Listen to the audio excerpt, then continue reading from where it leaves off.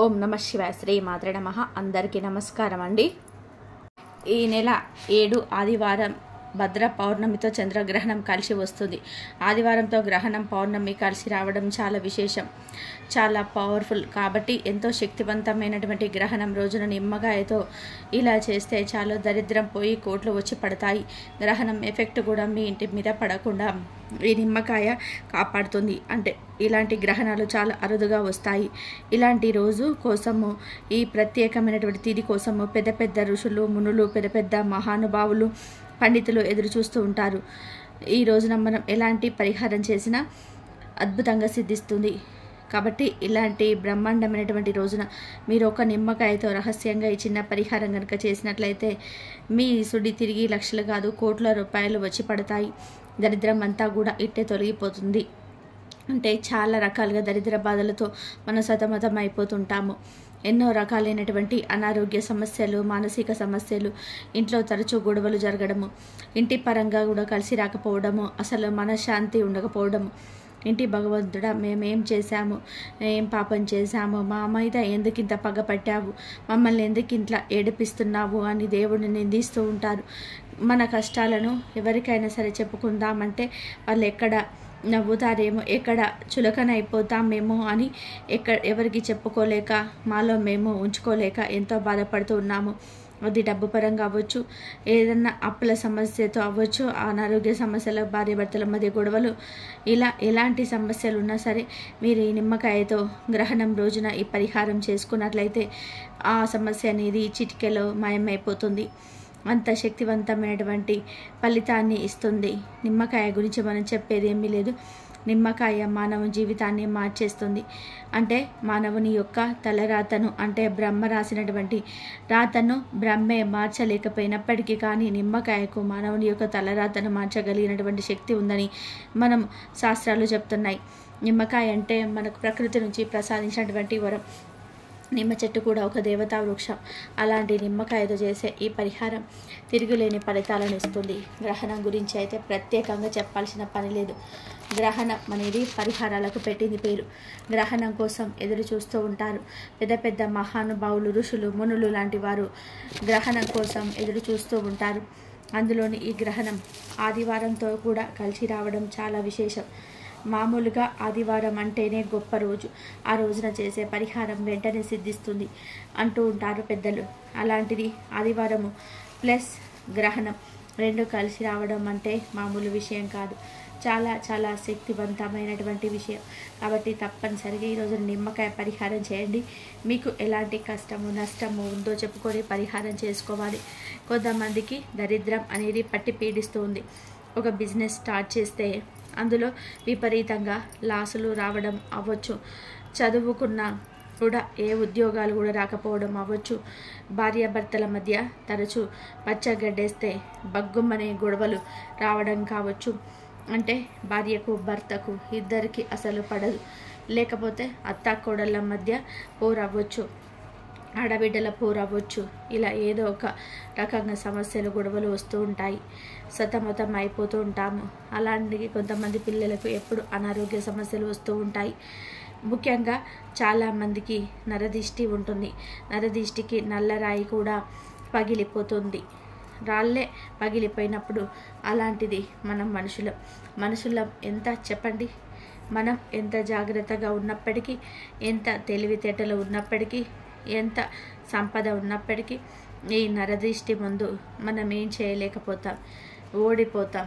జనాల కళ్ళు ఎలా ఉంటాయి అంటే మన బాధలేవో మనం పడుతూ ఉంటాము. కానీ జనాల కళ్ళకి పాత బట్టలు కట్టుకున్నా కూడా కొత్తవిలాగా కనిపిస్తూ ఉంటాయి. పచ్చడి వేసుకొని తింటున్నా కూడా పరమాన్నం వేసుకొని తింటున్నట్టుగా ఉండడం, బాధల్లో ఉన్నా కూడా సంతోషంగా కలకలలాడుతూ ఉన్నట్లుగా, వెలిగిపోతున్నట్టుగా కనిపించటము. ఇలా జనాల చూపులు మహాభయంకరంగా మనకు ఎదురెళ్ళే వాళ్ళు, ఇరుగు పొరుగు వాళ్ళు అవ్వచ్చు, ఎప్పుడు మన మీదే దృష్టి పెట్టుకుంటారు.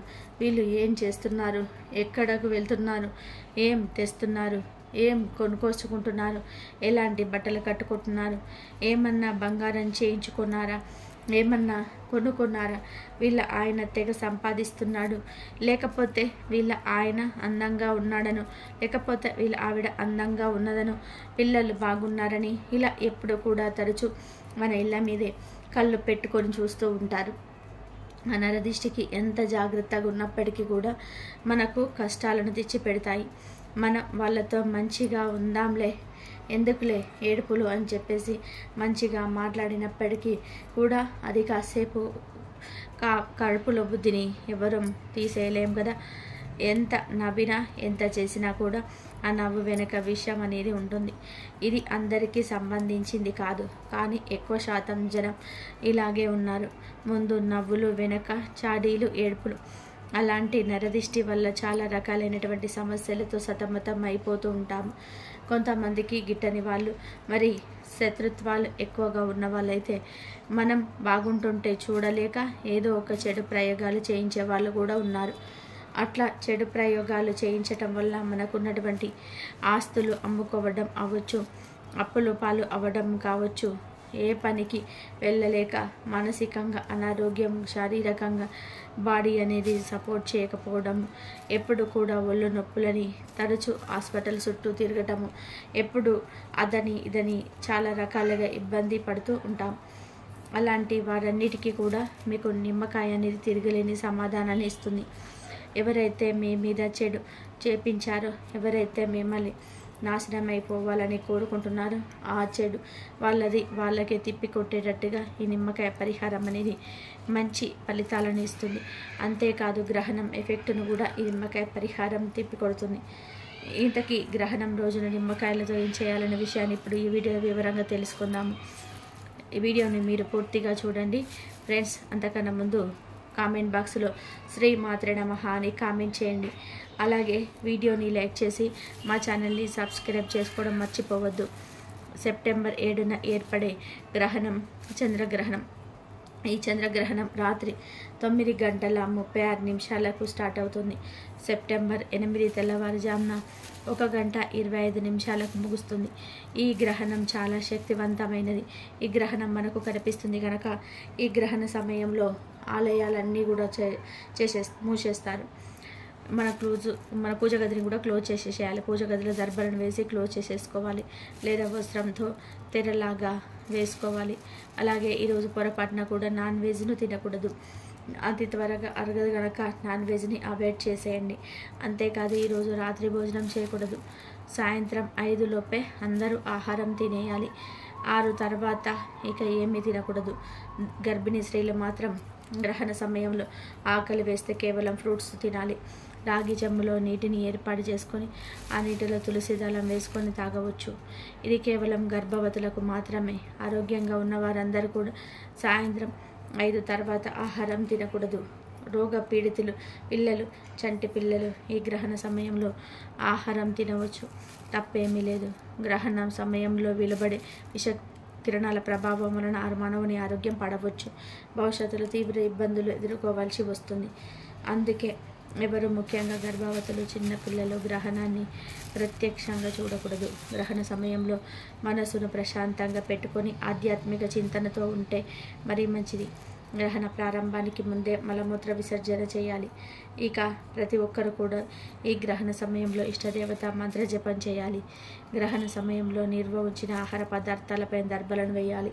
గ్రహణం పట్టినప్పుడు పట్టు స్నానం, విడిపించినప్పుడు విడుసు స్నానం కూడా చేయాలి. లేదు అర్ధరాత్రి టైంలో మేము స్నానం చేయలేము అనుకునేవారు మరునాడు ఉదయం లేవగానే స్నానం చేసుకుంటే గ్రహణ దోషం తగలకుండా ఉంటుంది. ఈ గ్రహణం రోజు అందరూ కూడా ఇంట్లో ఈ గ్రహణ సమయానికి గంట ముందే రావి ఆకులను గుమ్మాలకు తోరణాల్లాగా కట్టుకోవాలి.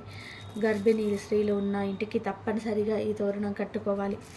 ఈరోజు రావి ఆకులను లేదా కొమ్మలను తెచ్చుకొని మీ ఇంట్లో గుమ్మానికి ఈ రావి ఆకులను తోరణంలాగా కట్టుకుంటే ఆ ఇంటిపై గ్రహణ సమయంలో వెలువడే విషకిరణాలు ఆ ఇంటికి తగలకుండా రావి ఆకులు రక్షిస్తాయి.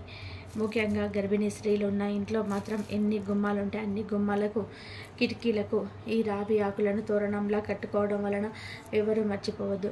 గ్రహణానికి 1 గంట ముందు రావి చెట్టు ఆకులు ఉన్న చిన్న చిన్న కొమ్మలు 11 తీసుకొని పసుపు దారంతోనే తోరణంలా కట్టి మీ ఇంటి గుమ్మానికి వేలాడేయండి. మీ ఇంటికి ఎన్ని గుమ్మాలు ఉంటే అన్ని గుమ్మాలకి ఇలా గ్రహణం కట్టుకుంటే గ్రహణ శని ప్రభావం మీ మీద పడదు.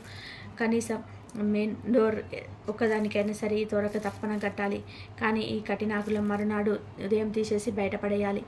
అలా గుమ్మాడికి వదిలేయకూడదు. కనుక అందరూ కూడా ఈ గ్రహణం ఎఫెక్ట్ మీ మీద పడకుండా ఉండాలి అంటే గుమ్మాడికి రావి ఆకుల తోరణాన్ని కట్టుకోండి. గ్రహణం విడిన మరుసటి రోజున అందరూ చక్కగా శివాలయానికి వెళ్ళండి. శివలింగ సందర్శనం చేయండి. మీ పేరు మీద అభిషేకాలు చేయించుకోండి. స్వామివారి యొక్క ఆలయంలో స్వామికి జరిగేటువంటి అభిషేకాలను కైంకర్యాలు అన్నీ కూడా కల్లారా వీక్షించి తీర్థ ప్రసాదాలను స్వీకరించి నన్ను రక్షించమని ప్రార్థించామండి. ఇలా చేస్తే గ్రహణ దోషాలు తొలగిపోతాయి. ఇంకా ఈ గ్రహణ సమయంలో గర్భిణీ స్త్రీలు చాలా జాగ్రత్తగా ఉండాలి. గ్రహణ సమయంలో గర్భిణీ స్త్రీలు చక్కగా కదలకుండా ఒకే దగ్గర కూర్చొని ఉండిపోవాలి. నార్మల్గా మన పూర్వకాలంలో మన పూర్వీకులు ఏం చెప్పేవారంటే గ్రహణం పట్టేటప్పుడు ఆడవారు అంటే ప్రెగ్నెంట్గా ఎవరైతే ఉంటారో గర్భవతుల వారు జడ కూడా ముడి వేసుకోకూడదు, జడకు లబ్బరు కూడా పెట్టకూడదు, నిటారుగా అంటే స్ట్రైట్గా అలా పడుకొని ఉండిపోవాలి అని చెప్పేవారు.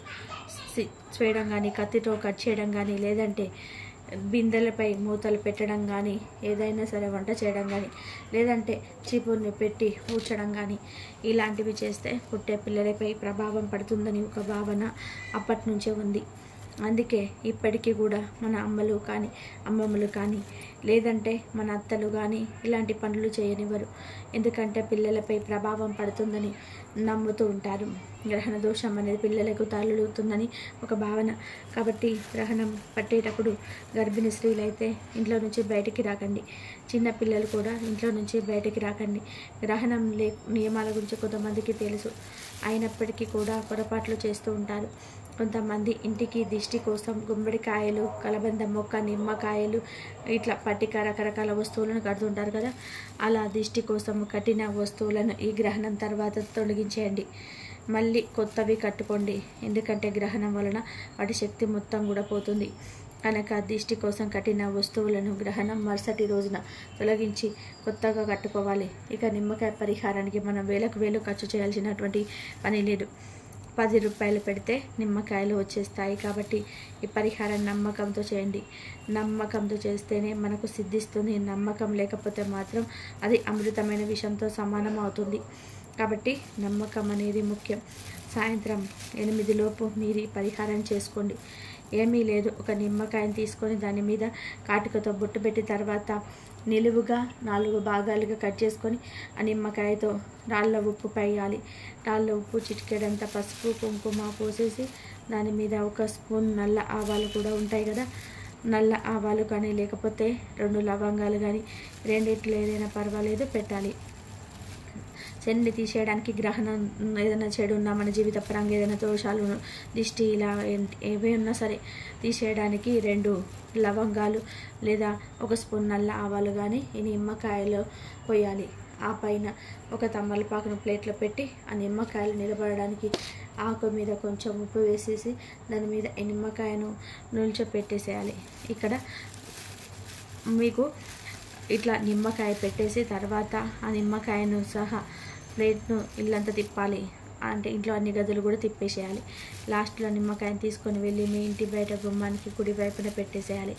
గ్రహణం మొదలవ్వక ముందే ఇలా పెట్టేయాలి. అలా పెట్టడం వలన ఆ నిమ్మకాయ గ్రహణం ఎఫెక్ట్ మొత్తాన్ని లాగేసుకుంటుంది. మీ ఇంట్లోకి ఎలాంటి చెడు రాకుండా అడ్డుకుంటుంది. ఈ నిమ్మకాయను గుమ్మం పక్కన పెట్టి ఇక రాత్రి మొత్తం కూడా అలా వదిలేసేయండి. అంతేకాదు ఇలా పెట్టడం వలన ఇంటి పరంగా ఉన్నటువంటి చెడు మొత్తం కూడా పోతుంది, దిష్టి మొత్తం పోతుంది, మీ కష్టాలు పోతాయి. ఇందులో పెట్టినటువంటి ఉప్పు చాలా శక్తివంతమైనది. ఉప్పు గురించి చెప్పేది ఏమీ లేదు. దిష్టిని దోషాలను తీసివేయడానికి, మనకు అప్పులను కానీ కష్టాలను కానీ తీసేయడానికి చాలా శక్తివంతంగా పనిచేస్తుంది. సముద్రం నుండి పుట్టింది కాబట్టి లక్ష్మీదేవికి సోదరిగా ఉప్పుని చెప్పుకుంటూ ఉంటాము. ఇలాంటి నిమ్మకాయ ఉప్పు, అందులో పెట్టినటువంటి లవంగాలు అవ్వచ్చు లేదా ఆవాలు అవ్వచ్చు, ఇవన్నీ కూడా ఏంటంటే శనిని లాగేస్తూ ఉంటాయి. ఇక మరునాడు ఉదయాన్నే లేచిన తర్వాత దీన్ని తీసేసి తిరిగి ఇంట్లో తీసుకురాకుండా ఏదైనా డ్రైనేజ్ కాలువలో కానీ లేదంటే పర్ర నీటిలో కానీ పోసేయండి. ఇలా చేయడం వలన గ్రహణ దోషాలన్నీ కూడా నిమ్మకాయతో పాటు పోతాయి. మీ ఇంటి పరంగా ఒక ప్రశాంతకరమైనటువంటి వాతావరణం అనేది ఉంటుంది. గ్రహణం రోజున ప్రత్యేకంగా ఇలా చేయడం వల్ల ఖచ్చితంగా చేయడం మొత్తం వెళ్ళిపోయి లక్ష్మీదేవి మన ఇంట్లో స్థిర నివాసం ఉంటుంది. గ్రహణ దోషాలు కూడా పూర్తిగా తొలగిపోతాయి. చాలా పవర్ఫుల్గా పనిచేస్తుంది. మీకు తిరుగులేని ఫలితం అనేది ఇస్తుంది. కాబట్టి చక్కగా గ్రహణం రోజు ఈ నిమ్మకాయ పరిహారం చేసేసుకొని మీకు ఉన్నటువంటి సమస్యలన్నిటి కూడా చిటికలో తీసేసుకోండి. ఆనందంగా జీవించండి. అందరూ ఈ గ్రహణ నియమాలను తప్పనిసరిగా పాటించాలి. ఎప్పుడైనా సరే మన దేశంలో గ్రహణం కనిపిస్తే మనం తప్పనిసరిగా గ్రహణ నియమాలు పాటించాలి. ఎందుకంటే పూర్వం మన మహర్షులు గ్రహణ సమయంలో ఉండే దోషాలను గ్రహించి మానవాళి మేలు కోసం దోషాలు తగలకుండా ఉండడం కోసం గ్రహణ నియమాలను ఏర్పరిచారు. వారు సూచించిన విధానంగానే పూర్వం నుంచి మన పెద్దలు నియమాలను పాటిస్తూ వస్తున్నారు. గ్రహణ సమయంలో వెలువడే విషవాయువుల వలన ఆహార పదార్థాలు విషంగా మారుతాయని, గ్రహణ సమయంలో ఆహారం తీసుకోవడం కానీ పొట్టలో ఉండడం కానీ మంచిది కాదని గ్రహించి మహర్షులు మానవాళికి తెలియజేశారు. అందుకే గ్రహణ సమయానికి 3 గంటల ముందు, గ్రహణం విడిచాక 3 గంటల తర్వాత భోజనం చేయకూడదు. ముఖ్యంగా గ్రహణ సమయాన్ని పొట్టలో ఆహారం లేకుండా చూసుకోవాలి. ఈ సమయాన్ని కాదని ఎవరైనా ఆహారం తింటే వారికి భవిష్యత్తులో ఆరోగ్య సమస్యలు మరియు జీర్ణకోశ వ్యాధులు వస్తాయి. అంతేకాదు గ్రహణ సమయంలో భోజనం చేసేవారు నరకానికి పోతారని ఆ మహర్షులే మానవాళికి తెలియజేశారు. అలాగే గ్రహణ సమయంలో ఆహార పదార్థాలపై అంటే నిల్వ చేసే పదార్థాలపై ఉంటాయి కదా, వాటిపై దర్భలను కానీ తులసి ఆకులను కానీ వేసి ఉంచుకోవాలి. అప్పుడు వాటికి గ్రహణ దోషం అంటదు. నిల్వ పదార్థాలు అంటే ఊరగాయలు, పచ్చళ్ళు, ఫ్రిడ్జ్లో పెట్టి ఉంచే అట్లు, ఇడ్లీ పిండిలు, బియ్యం, పచ్చి కూరగాయలు, ఫ్రూట్స్, పప్పులు, ఉప్పులు, నూనెలు ఇలాంటి వాటిపై దర్భలు కానీ తులసి ఆకులు కానీ ఉంచాలి. అదేవిధంగా గ్రహణ సమయంలో దర్భలను ఇంటిపై అంటే ఇంటిపై కప్పుపై కానీ డాబాపై కానీ వేసుకోవడం వల్ల గ్రహణ సమయంలో వెలుగొని విషవాయువుల ప్రభావం మన ఇంటిపైన తగ్గుతుంది. ఎందుకంటే దర్భకు వికరణ శక్తి, నిశక్తిగా చేసే గుణం ఉంది. ఇది దర్భకు ప్రకృతి ఇచ్చిన వరం. దర్భలను ఆయా వస్తువులపై ఉంచడం వలన గ్రహణ కాలంలో వెలువడే విషవాయువులను తిప్పికొడుతుంది. ఇది వైజ్ఞానికులు పరిశోధించి తేల్చిన విషయం. గ్రహణ సమయంలో కొన్ని మార్పులు సంభవిస్తాయి, కొన్ని విషవాయువులు జన్మిస్తాయి. ఇవి భూమి మీద ఉన్న సమస్త మానవాళిపై ప్రభావం చూపిస్తాయి. ఈ భూమి మీద ఉన్న ప్రాణులపైన, మానవాళిపైన విచిత్ర పరిణామాలని ప్రసరింపజేస్తాయి. దానివల్ల అనేక దుష్ప్రభావాలు కలుగుతాయి. అందుకే ఈరోజు వండిన ఆహార పదార్థాలు విషంగా మారుతాయి. గ్రహణ సమయంలో మీ పొట్టలో ఆహారం ఉంటే అది కూడా విషంగా మారుతుంది. అందుకే ఆ మహర్షులు గ్రహణ సమయంలో ఏమీ తినకుండా కడుపును ఖాళీగా ఉంచుకొని దైవనామస్మరణ చేయాలని సూచించారు. గ్రహణ సమయంలో చేసే దైవారాధన, ధ్యానము, మంత్ర జపం వలన మంచి ఫలితాలు కలుగుతాయి. ఈ సమయంలో చేసే జపాలు, పారాయణలు మంచి శక్తిని పుంజుకుంటాయి. ఇక గర్భిణీ స్త్రీల విషయానికి వస్తే గ్రహణ సమయంలో జంతువులను, వృక్షాలను, పక్షులను ఎదుగుదలను వచ్చే మార్పులను శాస్త్రజ్ఞులు మంత్ర పరికరాల సహాయంతో ప్రయోగాలు, పరిశోధనలు చేసి నిర్ధారించారు. ఈ వేరే సమయంలో కానీ గ్రహణ సమయంలో ఎదుగుదలలో ఫ్లక్చుయేషన్స్ జరుగుతూ ఉంటాయి. అంటే క్రమ పద్ధతిలో కాకుండా ఎక్కువగా కానీ తక్కువ కానీ మామూలు కంటే కొంచెం భిన్నంగా ఉండడాన్ని మనం గమనిస్తూ ఉంటాం. ఇలాంటి ఎదుగుదలకు సంబంధించిన తేడా ఉండడం వల్ల గర్భవతులను ఈ గ్రహణ సమయంలో కదలకుండా పట్టుకొని ఉండాలని పెద్దలు చెప్తూ ఉంటారు. ఎందుకంటే గ్రహణ కిరణాల గర్భం మీద పడితే గర్భంలో ఉన్న పిండం కూడా ఎదుగుదల మీద దాని ప్రభావం పడుతుంది. ఆ గ్రహణ ప్రభావం వలన గ్రహణ మొర్రి వస్తుంది.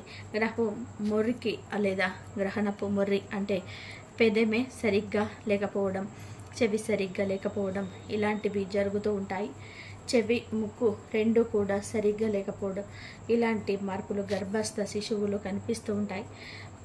లేదా చాలా రేర్ సమయాలలో తలలో మాడు కలిసిపోకుండా విడిపిడిగా ఉన్న శిశువులను కూడా మనం చూస్తూ ఉన్నాం లేదా వింటున్నాం కూడా. గ్రహణ సమయంలో గర్భవతిగా ఉన్న స్త్రీ తగు జాగ్రత్తలు పాటించని సమయంలో ఇలా జరుగుతూ ఉంటాయి. మనం ఎందుకు ఇలా రిస్క్ తీసుకోవాలని కొంతమంది గ్రహణ సమయంలో నమ్మిన నమ్మకపైన ఈ సమయాన్ని పాటిస్తూ ఉంటారు. చంద్రుడు వీటిపైన ఆధిపత్యం కలవాడు. గ్రహణ సమయంలో సముద్రంలో వచ్చే ఆటుపోట్లను గురించి మనం వింటూ ఉంటాం. అలాగే మన శరీరంలో జరిగే నీటి ప్రవాహంలో కూడా తేడా వస్తుంది. మామూలు మనుషులకైతే తెలియదు, కానీ గర్భవతులకు మాత్రం లోపల ఉన్న పిండం ఉమ్మనీటిలో ఉంటుంది. మరి అలాంటి ఉమ్మనీటిలో ఇలా తేడా వస్తే శిశువుకి ఇబ్బంది కదా. అందుకే గ్రహణ సమయంలో గర్భవతులను కదలకుండా ఉండడం అని చెప్తుంటారు. ఎందుకంటే గర్భంలో ఉన్నటువంటి పిండం ఎదుగుదల మీద ఈ గ్రహణ ప్రభావం పడుతుంది కాబట్టి. ఇక మామూలు వారు గ్రహణం ఎప్పుడు ప్రారంభమవుతుందని సమయానికి స్నానం చేసి కూర్చొని ధ్యానం చేస్తే అద్భుతమైన ఫలితాలు పొందుతారు. కాబట్టి గ్రహణ సమయంలో ఈ నియమాలన్నీ కూడా పాటించాలి. ఈ పనులు అసలు చేయకండి. గర్భిణీ స్త్రీలు గ్రహణ సమయంలో అసలు బయటికి రాకూడదు. అలాగే గర్భిణీలు ఈ సమయంలో కూరగాయలు కోయకూడదు. పూర్వపు రోజులైతే పొయ్యిలో పుల్లలు కూడా పెట్టేవారు కాదు. అలాగే గ్రహణ సమయంలో ఆహారాన్ని కూడా తినరాదు. గ్రహణ సమయంలో భార్యాభర్తలు కలిస్తే పురుగు జన్మిస్తుందని పెద్దల మాట. కాబట్టి గ్రహణ సమయంలో భార్యాభర్తల కలయిక నిషిద్ధం. కాదని కలిస్తే అనారోగ్యం ఉన్న పిల్లలు కానీ మంచి ప్రవర్తన లేని పిల్లలు కానీ పుడతారు. అలాగే గ్రహణ సమయంలో ప్రయాణాలు చేయకూడదు. గ్రహణం తర్వాత మిగిలిపోయిన ఆహార పదార్థాలను అంటే గ్రహణానికి ముందు వండి మిగిలిపోయిన ఆహార పదార్థాలు ఉంటాయి కదా, ఆ ఆహార పదార్థాలు తినకూడదు. అన్నం, కూర, చారులు, పెరుగులు, పాలు కూడా తినకూడదు. ఎందుకంటే గ్రహణం వలన అవి దూషితమవుతాయి. ఇక అవి తినడానికి పనికిరావు. వీటి మీద గరిక వేసినా కూడా గ్రహణ ప్రభావం పడుతుంది. తినడానికి పనికిరావు కనుక గ్రహణానికి ముందు వండి మిగిలిపోయిన ఆహార పదార్థాలు తినవద్దు. అలాగే గ్రహణ సమయంలో గోళ్ళు కత్తిరించుకోవడము, జుట్టు కత్తిరించుకోవడము, షేవింగ్ చేసుకోవడం వంటి పనులు చేయకూడదు. అలాగే గ్రహణ సమయంలో గొడవలు పడడం, ఏడవడము, శాపనార్థాలు పెట్టుకోవడం వంటి పనులు కూడా చేసుకోకూడదు. అలాగే గ్రహణ సమయంలో ఇంట్లో పూజ గదిలో తప్పనిసరిగా దర్భలను ఉంచుకోవాలి. పూజ గదిని క్లోజ్ చేసి పెట్టుకోవాలి. గ్రహణం తర్వాత అంటే మరుసటి రోజు ఉదయం లేచాక ఇల్లంతా కడిగి పసుపు నీటిని చల్లి పూజ చేసుకొని శుద్ధి చేసుకోవాలి. గ్రహణం తర్వాత మీరు ఉపయోగించే వాహనాలను కూడా కడిగి నిమ్మకాయలను పెట్టుకోవడం వలన అపమృత్యు దోషాలు తొలగిపోతాయి. ఇంకా గ్రహణం రోజు చేయకూడని పనులు, పాటించవలసిన నియమాలు, గ్రహణ నియమాలను తూచా తప్పకుండా కూడా పాటిస్తే మీకు మీ ఇంటికి ఎటువంటి గండాలు రాకుండా ఉంటాయి, గ్రహణ దోషాలు తగలకుండా ఉంటాయి. కాబట్టి అందరూ తప్పనిసరిగా ఈ గ్రహణ నియమాలు పాటించండి. గ్రహణం రోజు ఎటువంటి తప్పులు చేయకూడదు. మహాలయ పౌర్ణమి తర్వాత వచ్చే 15 రోజులను మహాలయ పక్షం లేదా పితృపక్షం అంటారు. ఈ మహాలయ పక్షాన్ని పితృపక్షం అని కూడా అంటారు. మన ఇంట్లో మరణించిన పెద్దవారికి శ్రాద్ధం పెట్టడానికి ఈ 15 రోజులు ఎంతో ముఖ్యమైనవి భావిస్తారు. ఇలా పితృపక్షంలో పిండ ప్రదానం చేయడం వలన ఈ పెద్దవారి ఆత్మ సంతోషిస్తుందని పండితులు చెప్తున్నారు. భాద్రపద మాసంలో వచ్చే పౌర్ణమి నుంచి అమావాస్య వరకు ఈ పితృపక్షాలను నిర్వహిస్తారు. ఈ 15 రోజులు ఏదో ఒక రోజు మరణించిన మన కుటుంబ సభ్యులకు శ్రాద్ధం పెట్టడం వలన ఎంతో పుణ్యం లభిస్తుంది. 15 రోజులలో ఒకరోజు ఉదయాన్నే నది స్నానం చేసి మన పెద్దవారికి పూజలు చేసి పిండ ప్రదానం చేయాలి. పిండాన్ని జలచరాలకు, కాకులకు, గ్రద్దలకు పెట్టడం వలన వారి ఆత్మ సంతృప్తి చెంది మనపై ఉన్నటువంటి పితృదోషాలు తొలగిపోతాయి. ఈ విధంగా పితృపక్షంలో పెద్దవారికి పిండ ప్రదానం చేసి వారి పేరున అన్నదానాలు, వస్త్రదానాలు చేయడం వలన మనకున్నటువంటి పితృదోషాలు తొలగిపోయి సంతానం లేని వారికి సంతానం కలుగుతుంది. అందుకే ఈ మహాలయ పక్షంలో మన పూర్వీకులను, పెద్దవారిని స్మరించుకోవడం ఎంతో విశుభ సూచకమని చెప్పి శాస్త్రాలు తెలియజేస్తున్నాయి. ఇకసారి రావణుడు బారి నుంచి తప్పించుకునేందుకు దేవతలంతా కూడా ఒక్కొక్కరు జంతువుల్లోకి ప్రవేశించారు. కొండలోనికి కుబేరుడు, లేడిలోనికి ఇంద్రుడు, నెమలిలోకి వరుణుడు, యముడు కాకిలోనికి ప్రవేశిస్తారు. రావణుడు నుంచి తప్పించుకున్న తర్వాత ఆయా జంతువుల శరీరంలో నుంచి బయటకు వచ్చిన దేవతలు వాటికి వరమిస్తారు. లేడికి వల్లంతా కళ్ళు ఉన్నట్టు అందంగా ఉండే వరం ఇచ్చాడు ఇంద్రుడు. అందుకే లేడి ఒళ్ళంతా కళ్ళున్నట్టుగా కనిపిస్తుంది. వర్షం పడే సమయంలో ఆనందంతో పురివిప్పి అందంగా ఆలేడల నెమ్మలి పింఛమిచ్చాడు. కాకికి బలం మరణం తప్ప స్వతహాగా మరణం ఉండదని వరమిచ్చాడు యముడు. అంతేకాదు తాను ప్రాణులన్నిటికీ కూడా రోగాలను కలిగించేవాడు గనక తానే స్వయంగా కాకి రూపాన్ని ధరించినందువలన ఆనాటి నుంచి కాకులకు సాధారణంగా రోగాలు ఏమీ రావు అని చిరాయువుగా ఉంటాయని కాకులకు వరాన్ని ఇచ్చాడు యముడు. మరణించిన వారికి సమర్పించే పిండములను కాకులు తిన్నప్పుడే నరక లోకంలో ఉండే వారికి తృప్తి కలుగుతుందని అన్నాడు. యముడు స్వయంగా కాకులకు ఈ వరాలు ఇచ్చినందువలన ఈనాటికి పితృకర్మల విషయంలో కాకులకు పిండాలు పెడుతూ ఉన్నారు. ఎంతో పవిత్రమైన ఈ మహాలయ పౌర్ణమి రోజు మీకు ఏ సమయంలో కాకి కనిపించినా అన్నంలో కొన్ని నల్ల నువ్వులు కలిపి కాకికి ఆహారంగా పెట్టండి. అలా పెట్టి పక్కనే కొన్ని నీళ్లు కూడా పెట్టండి. మా ఇంట్లో చనిపోయిన వారి ఆకలి దప్పికలు తీరి వారంతా స్వర్గానికి వెళ్ళాలని నమస్కరించుకోండి. ఇలా మీరు పెట్టిన అన్నాన్ని కాకులు గనక తింటే మీ దశ ఈదుతో మారిపోతుంది. మీ పితృదేవతల ఆకలి దప్పికలు తీరి వారి సంతోషంగా స్వర్గానికి వెళ్తారు, మిమ్మల్ని అనుగ్రహించి వెళ్తారు. పితృదేవతలు అనుగ్రహిస్తే మీ జీవితంలో దుఃఖాలు బాధలు ఉండవు, సకల శుభాలు కలుగుతాయి. పితృదేవతలు మీ వంశాభివృద్ధి చెందేలాగా దీవించాలంటే మహాలయ పౌర్ణమి రోజు తప్పనిసరిగా ఈ విధంగా కాకులకు అన్నం పెట్టండి. నిత్యం దేవత ఆరాధన ఎంత చేసినా, ఎన్ని దాన ధర్మాలు చేసినా కూడా ఏడాదికి 2 రోజులు పితృ దేవతలను గుర్తు తెచ్చుకోలేని జన్మ వృధా. ఈ చర్యను మీ భగవంతుడు కూడా మెచ్చడు. దేవతలు వరాలు మాత్రమే ఇస్తారు, కానీ పితృదేవతలు శోభిస్తే శాపాలు ఇస్తారు. కావున ఇంత బిజీగా ఉన్న ఏడాదికి 2 సార్లు జన్మనిచ్చిన వారి కోసం కేటాయించడం మన ధర్మం. మహాలయ పక్షంలో పితృలను స్మరించుకొని పిండ ప్రదానం చేయాలి, లేదా తర్పణాలు వదలాలి. అది కూడా చేయలేని వారు కనీసం పితృల ఫోటో ముందు నమస్కారం చేసుకోవాలి. అప్పుడే పితృదేవతలు సంతోషిస్తారు. దానశీలిగా పేరు పొందిన కర్ణుడికి మరణం అనంతరం స్వర్గం ప్రాప్తించింది. ఆయన స్వర్గలోకానికి కూడా వెళ్తుండగా మార్గం మధ్యంలో ఆకలి దప్పిక కలిగాయి. ఇంతలో ఒక ఫలవృక్షం కల్పించింది. ఎంతో సంతోషం. కర్ణుడు పండు కోసుకొని తిందామని నోటి ముందుంచుకున్నాడు. ఆశ్చర్యం, ఆ పండు కాస్త బంగారపు ముద్దగా మారిపోయింది. ఆ చెట్టుకు ఉన్న పండ్లే కాదు, మిగతా ఏ చెట్టు పండ్లు కూడా కొయ్యబోయినా అదే అనుభవం ఎదురైంది. ఇక లాభం లేదనుకొని కనీసం దప్పికైనా సరే తీర్చుకుందామనుకొని సెలయేటిని సమీపించి దోసిట్లోకి నీటిని తీసుకొని నోటి ముందుంచుకున్నాడు కర్ణుడు. కానీ ఆ నీరు కూడా బంగారపు నీరుగా మారిపోయింది. స్వర్గలోకానికి వెళ్ళాక అక్కడ కూడా అదే పరిస్థితి ఎదురైంది. దాంతో కర్ణుడు తాను చేసిన తప్పేమిటి, తనకి ఇలా ఎందుకు జరుగుతుందని వాపోతూ ఉండగా, కర్ణ, నీవు దానశీలివిగా పేరు పొందావు, చేతికి ఎముక లేకుండా దానాలు చేశావు. అయితే ఆ దానాలన్నీ బంగారము, వెండి, డబ్బు రూపేణా చేశావు, కానీ కనీసం ఒకరి కూడా అన్నం పెట్టి ఆకలి తీర్చలేదు. అందుకే నీకు దుస్థితి ప్రాప్తించిందని ఆ శరీరవాణి పలుకులు వినిపించాయి. అప్పుడు కర్ణుడు తన తండ్రి అయిన సూర్యదేవుని వద్దకు వెళ్ళి పరిపరి విధాలుగా ప్రాధేయపడగా, ఆయన కోరిక మేరకు దేవరాజైన ఇంద్రుడు కర్ణుడికి ఒక అపురూపమైన అవకాశం ఇచ్చాడు. నీవు వెంటనే భూలోకానికి వెళ్ళి అక్కడ అన్నార్తులందరికీ కూడా అన్నం పెట్టి మాతాపితులకు తర్పణాలు వదిలి తిరిగి రమ్మన్నాడు. ఆ సూచన మేరకు కర్ణుడు భాద్రపద బహుళ పాడ్యమి నాడు భూలోకానికి చేరుకున్నాడు. అక్కడ పేదలు, బంధుమిత్రులు అందరికీ అన్న సంతర్పణ చేశాడు. పితృలకు తర్పణాలు వదిలాడు. తిరిగి భాద్రపద అమావాస్య నాడు స్వర్గానికి వెళ్ళాడు.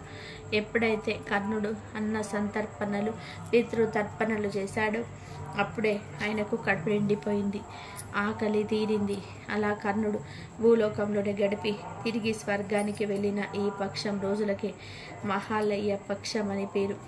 ఈ మహాలయ పక్షంలో చివరి రోజే మహాలయ అమావాస్యగా పిలుస్తారు.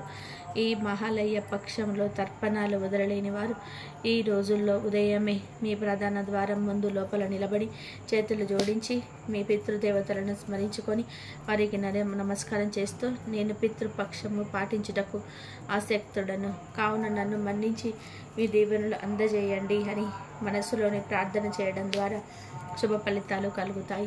భాద్రపద పూర్ణిమకు ఎంతో ప్రాముఖ్యత ఉంది. ఈ రోజున విష్ణు రూపమైనటువంటి సత్యనారాయణ స్వామి వారికి పూజలు చేస్తారు. ఇదే రోజు ఉమా మహేశ్వర ఉపవాసం కూడా చేస్తారు. ఈ రోజున పితృదేవతలకు ఆర్జ్యం ఇవ్వడం, గోమాతకు అవిష ఆకులు పెట్టడం వలన కష్టాలు, శుభ ఫలితాలు కలుగుతాయి. భాద్రపద పూర్ణిమ నాడు సత్యనారాయణ స్వామిని ఆరాధించడం ద్వారా ఈతి బాధలు తొలగిపోతాయి. ఈరోజు ఉదయం నిద్రలేచి శుచిగా స్నానం ఆచరించాలి. తీర్థాలు, కొలను, చెరువుల్లో స్నానం చేస్తే మరి మంచిది. వ్రతం చేయదలిచిన వారు సత్యనారాయణ వ్రతం ఆచరించాలి. సత్యనారాయణ కథను విన్న తర్వాత ప్రసాదాన్ని స్వీకరించుకోవడం మర్చిపోద్దు. ఆ తర్వాత బ్రాహ్మణులకు వస్త్రదానం చేయాలి. అలాగే ఉమామహేశ్వర వ్రతం కూడా ఈరోజు ఆచరించవచ్చు. భాద్రపద పూర్ణిమ రోజున చాలామంది ఉమామహేశ్వర ఉపవాసం చేస్తారు. ఉమామహేశ్వర వ్రతం మహిళలకు చాలా ముఖ్యం. వ్రతం చేయడం వలన తెలివైన సంతానంతో పాటు అదృష్టం కూడా వరిస్తుంది. ఈ పూజ ఎలా చేయాలి అంటే, శివపార్వతీదేవి విగ్రహాన్ని లేదా పటాన్ని పూజ గదిలో ఉంచి వారికి ధూపము, దీపము, అత్తరు, పువ్వులు సమర్పించాలి. స్వచ్ఛమైన నెయ్యితో కలిపిన ప్రసాదాన్ని నివేదించాలి. మత్స్యపురాణంలో ఉమామహేశ్వర వ్రతం ప్రస్తావించబడింది. ఒకసారి దుర్వాస మహర్షి శంకరుని దర్శనం ముగించి తిరిగి వస్తుండగా మార్గ మధ్యంలో శ్రీ మహావిష్ణువును కలిశాడు. అప్పుడు శివుడు తనకిచ్చిన బిల్వమాలను విష్ణువుకు కానుకగా ఇచ్చాడు. దుర్వాసురుడు విష్ణువు దానిని గరుడ మెడలో వేశాడు. అది చూసిన మహర్షి దుర్వాసుకు కోపం వచ్చి విష్ణువును శపించాడు. నువ్వు శివుడిని అగౌరవపరిచాడు కాబట్టి శ్రీ మహాలక్ష్మి నుంచి దూరం అవుతావని దుర్వాస మహర్షి విష్ణువును శపిస్తాడు. లక్ష్మీదేవి క్షీరసాగరంలోకి వెళ్ళిపోయి నీకు దూరం అవుతుందని, శేషనాగు కూడా నీకు సహకరించదని శపిస్తాడు. అది విన్న విష్ణు వెంటనే మహర్షిని క్షమాపణ కోరి గౌరవంగా శాపం నుంచి విముక్తి పొందడానికి పరిష్కారాన్ని అడిగాడు. అప్పుడు దుర్వాస మహర్షి శాంతించి ఉమామహేశ్వర వ్రతం ఆచరించాలని ఉపాయం చెప్తాడు. ఆ రోజు ఉపవాసం చేయమని మహర్షి వెల్లడిస్తాడు. అలా ఉమామహేశ్వర వ్రతం ఆచరించిన తర్వాతే శ్రీ మహావిష్ణువు లక్ష్మీదేవిని తిరిగి పొందగలిగాడని పురాణాలు చెప్తున్నాయి. ధన్యవాదాలు. ఇంతవరకు చూసినందుకు ఈ వీడియో కనుక నచ్చితే లైక్ చేయండి, షేర్ చేయండి, సబ్స్క్రైబ్ చేయండి. మరొక మంచి వీడియోతో మళ్ళీ కలుద్దాం.